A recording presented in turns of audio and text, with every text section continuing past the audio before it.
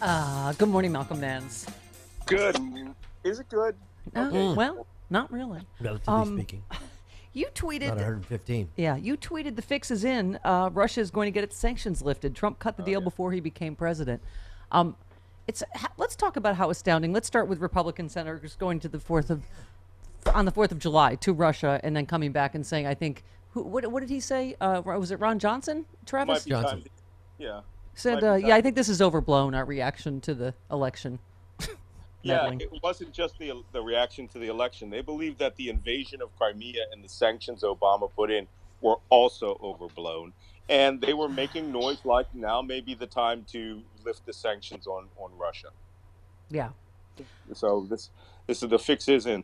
Yeah. And then I don't even know what to say about what's happening with NATO. There was Uh, another ex-Obama official.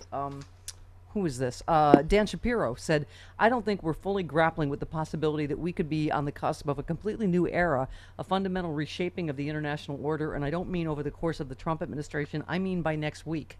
Meaning, he's there to if not weaken, blow up NATO, right? You're absolutely right. And I just gave a speech 2 days ago at the Commonwealth Club, which will be rebroadcast at the end of the month, where I said this exact same thing. And I've submitted an op ed to the New York Times called "Is This the End of NATO?" And it's not just a question of next week. I mean, I think Donald Trump has been working at this for some time. He sees them as a natural part of his constituency, and he's working very, very hard to give Vladimir Putin what he wants. As you're reading "Plot to Destroy Democracy," there are several chapters which spell out exactly why and how he's doing this. Particularly the chapter on Donald Trump being co-opted by the Kremlin, and he is rewarding his mentor.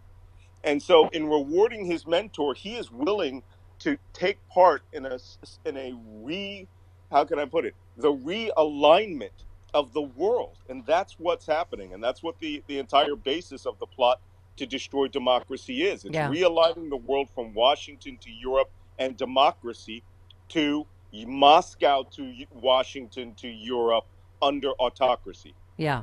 And I mean, Brexit and obviously, London collapsing as Trump, arrives is all part of what you talk about in the book, this axis of autocracy and how Putin is undermining, democracies around the world, right? That's why your book is so terrifying, is this not even just America, right?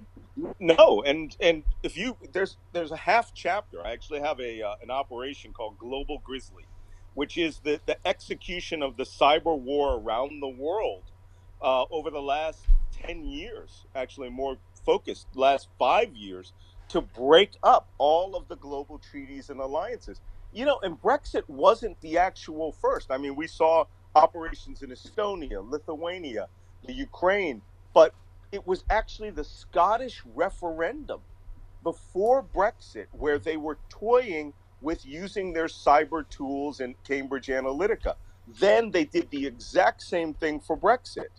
Yep. So, and now we're finding out, and don't forget, Brexit took place 5 months, I believe, June, July, yeah, 5 months before the 2016 election. Right. And now we know that the chief funder of Brexit actually met secretly with the Russians 11 times and contracted Cambridge Analytica. Yep. There's no coincidences here. Yeah, let me get your reaction to the rest of what Dan Shapiro said. He said, if he sabotages the NATO summit the way he did the G7, don't be surprised if he actually makes a move toward exiting NATO. You think he won't? On what basis? Because his staff restrains him? Because of his strategic understanding? Please. And after that, he said the world order could quickly fall apart. We honestly cannot begin to imagine living in a new era without these international organizing structures because, for all of NATO's challenges, no sane person or American political leader has or would ever contemplate such a reckless move. But it could happen. Our president doesn't know history or strategy, doesn't listen to experts, personalizes everything, makes it transactional, loves the drama of the outrageous move that dominates cable TV coverage. For him, pulling out of NATO is all gain, no cost. Right. I think it's awesome that Dan Shapiro wrote a very short summary of one of my chapters, that chapter, Global Grizzly. No, and this is what I've been warning about. I've been saying this for over 2 years. This is the great realignment. And this is part of the, not part, this is the strategy to and the global world order that will put United States as a third-rate subordinate to Moscow. And Moscow understands they have the right guy to do it. One man is destroying everything established that we fought World War II for. And he seems to be taking great pleasure in it, as you saw this morning. Yeah, When he made his comments, he sat down in what was supposed to be a photo op NATO meeting and then started showing his astounding ignorance, just an yeah, astounding ignorance of everything from yeah. trade to energy. And he didn't seem to know what NATO was for. Yep. And that's why we're in trouble. Well, I was reading an interview with you. It just, I mean, Malcolm Nance on Trump. We're on the cusp of losing the American constitutional republic forever. True. As you keep saying, we're in a Benedict Arnold moment. You say Putin is his handler. There are too many people who keep saying they're sick of hearing about Russia. These people refuse to acknowledge the evidence. There is a national counterintelligence investigation targeting the White House. The president and all his staff are implicated. Period. Yeah, I cannot understand the media, Stephanie. We are in the single most serious investigation in the history of the United States. And they're talking about it like it's some minor thing, a lesser Benghazi.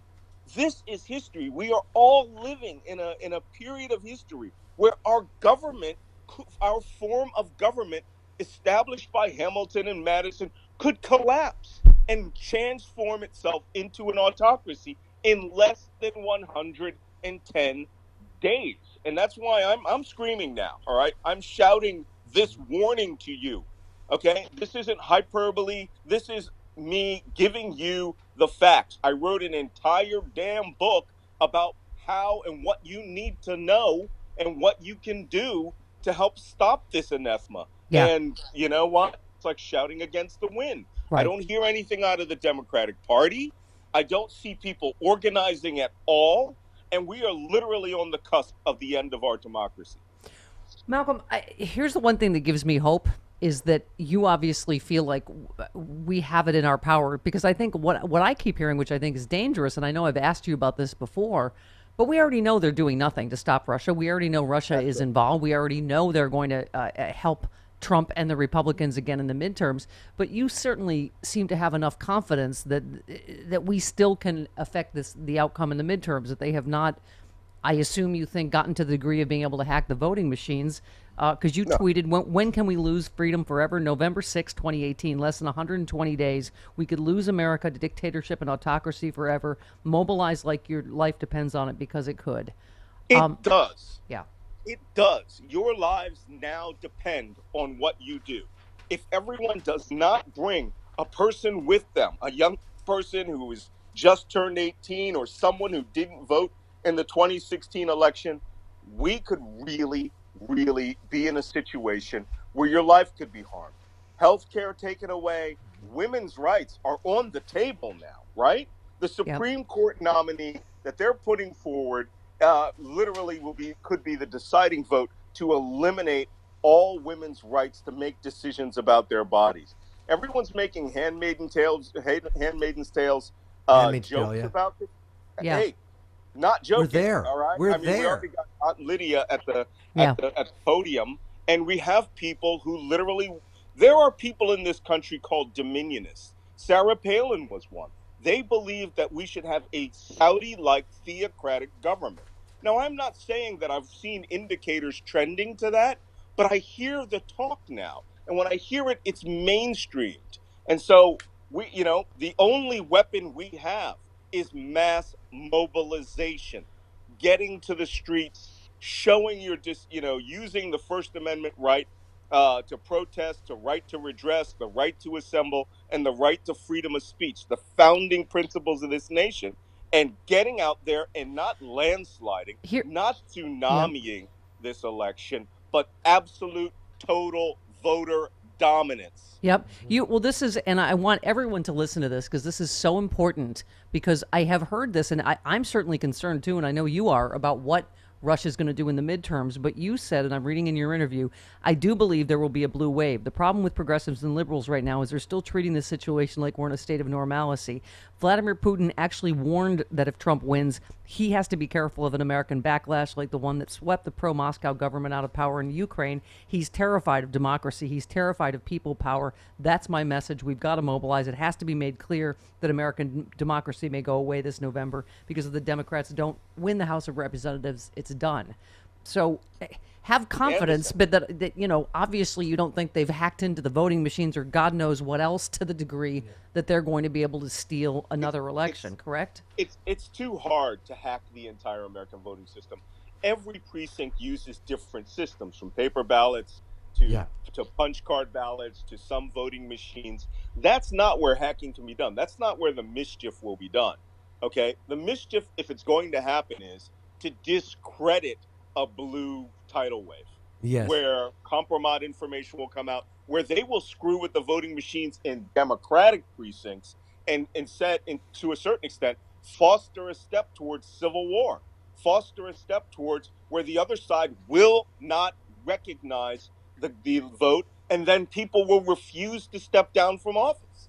Yeah. That's where the Russians will do their best. Yeah, they're I already want starting that now with the walk away movement that all these Democrats are walking away from the party now. I mean That's pure propaganda. Yep. You know, there. If you read in the active measures chapter of Plot to Destroy Democracy, that was done before. That was done in the 70s. Okay, trying to draw a wedge between the socialists in the United States and the Democrats in the United States. These are old strategies that have been weaponized using modern technology, and they work because they have a fifth column like Yeah. political party in the United States who no longer care about the constitutional republic and that we live under. They care about themselves and their power. Yeah. Okay, and again, old intelligence officer giving you a warning. This ain't a joke anymore. All Yeah. right, you could lose it all in Yep. November. Malcolm, the book is so important. I urge people to read The Plot to Destroy Democracy. I mean, I was interested in, as you say, an old intelligence officer, what you call all this. There are witting assets, there are unwitting assets, there are fellow travelers, there are useful idiots. You say in this interview, I think Trump started out as a useful idiot when it came to selling apartments and getting money from Russians who were liquidating their assets from the Soviet Union. I think he then became a willing asset when they started using him when he wanted to run for president. Trump knows everything that is being done to his benefit. I think this nation is in a Benedict Arnold moment. Moreover, I think there will be multiple Benedict Arnolds in this story. Trump is getting away with this behavior because he has cowed the Republican Party with fear they'll be put out of office by his cult members. And you're exactly right. That is where we are. Every word of that is true. Yeah. Every word of that is true. I mean, and the worst part is we have, for the first time in American history, a Congress that has decided to act like a Politburo. They don't want to act like the representative body of the nation. And until we can do something about that, Yep. we surrender the nation. Yep. You said, I got to read the last thing you said. The first thing I tell people is stand fast. We will win this. You have to understand we're not up against one man. We're up against 40% of the American public who don't understand what's going on because they only believe Donald Trump. What we must do now is commit ourselves to the American democratic experiment and the best spirit of our founders. If we turn out this year like it was a presidential election, we will win this in a phenomenal landslide. You talked about the founders. You said it's simple again. We win or we lose American democracy. We lose it forever, and I don't think we'll come back from autocracy. So, again, you know what? You've always been our Paul Revere, and well, that's what Rob Reiner called me in Yeah. the forward to the book. Yeah. And if you really want to read something, read Rob Reiner's forward in that book. It's Yeah. stirring. Yeah. I was quite proud to have that. But let me make one last thing very clear before I sign off today. I had a bunch of people yesterday say, hey, Malcolm's right. We need to do a national mobilization 3 days before the election. And some people actually wrote, no, we can't do that. We'll make the Republicans angry. They'll come to the polls or that Trump will declare martial law. Hey, we are way beyond that. Yeah. All right. I said this at the Commonwealth Club. I will say it to you today. We are at a point where you need to dedicate who you are and what you are to defend this nation. Yep. And I said, quite forcefully, I said, I will sacrifice my life, my home, and my treasure to defend what we have. But more importantly, I had this criticism too from one of these Glenn Greenwald followers. Yeah. You know how much in love they are with me. Hmm. He goes, "You're trying to sell a book." No, I'm trying to get this book to #1 on the New York Times bestsellers list as a message to Donald Trump personally. Yeah. If he has, the Republicans see that there, they're going to have to say, "Hey, what is it that makes this such a compelling message? Why are Yeah. we wrong?" It's a psychological warfare technique, and it informs you of what is coming. And Yep. if you don't know, you're in trouble. I'm And- not making money off of this. You don't make money off of books, Yeah. but you definitely make money off of a message, Yep. right? And And by that the message is save America. And by the way, I think you're going to be right about what's going to happen at the end of the day with Mueller. I think this Michael Flynn thing that, they're not ready to sentence him, meaning, Oh, no. he's still For cooperating. prosecution. But also, I think because they were saying they don't want, because when they do, stuff is going to get into the public that we don't know yet. And as you always say, Mueller's several months ahead of us. And I think what he knows is beyond explosive. And they're being Well, very careful about what. People will have to decide if they support treason. Yeah. I think that's what it'll come down to. And I think that will wake up a lot of Republicans. Yep. And then you will see the cult reduce itself to 30%. But Yep. look, Hitler took power with 37% of the vote. So we need to understand that we need to mobilize on Yep. a national scale. All you indivisible groups, all you people, you need to mobilize now to Yep. prepare Yep. and defend this democracy. Yep, absolutely. God bless you and God bless the United States, Malcolm Nance, America. as Trump would say. Absolutely. All right. Thank you, sir. See you next week. you. All Bye-bye. right, 50 minutes after the hour. Vote blue no matter who. Little chill up your I like that spine. hashtag. Yes, okay.